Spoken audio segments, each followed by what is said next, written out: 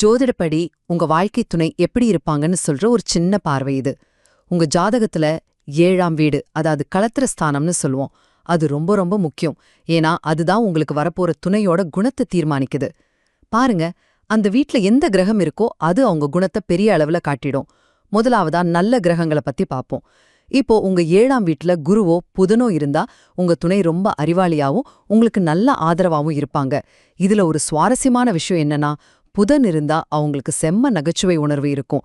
அதுவே குரு இருந்தா திருமணத்துக்கு பிறகு உங்க பொருளாதாரம் நல்லா வளரும்னு ஒரு நம்பிக்கை. 2ஆவதா, இதுக்கு மாறா கொஞ்சம் சவாலான கிரகங்கள் இருந்தா, உதாரணத்துக்கு உங்க 7ஆம் வீட்டுல செவ்வாய் இருந்தா துணைக்கு கொஞ்சம் கோபம், முரட்டுத்தனம் இருக்கலாம். அதுவே சனி இருந்தா அவங்க ரொம்ப உழைப்பாளியா இருப்பாங்க. ஆனா சனி யதார்த்தத்தையும் கடமையும் குறிக்கிறதால சில சமயம் தோற்றத்தை விட வேலைக்கு அதிக முக்கியத்துவம் கொடுப்பாங்க, இல்லனா வாழ்க்கையில அனுபவப்பட்டு கொஞ்சம் முதிர்ச்சியா தெரிவாங்க. இறுதியா ஒரு முக்கியமான கேள்வி, ஒருவேளை உங்க 7ஆம் வீடு காலியா, அதாவது எந்த கிரகமும் இல்லாம இருந்தா என்ன பண்றது? கவலைப்படாதீங்க. அப்போ அந்த வீட்டு அதிபதி எங்க இருக்காருன்னு பார்த்து அதோட குணம்தான் உங்க துணைக்கு இருக்கும்னு சொல்லணும். இன்னொரு உதாரணம், சுக்கிரன் அங்க இருந்தா கலைநயம், அழகுணர்ச்சி அதிகமா இருக்கிற துணை அமைய வாய்ப்பு ரொம்ப அதிகம்.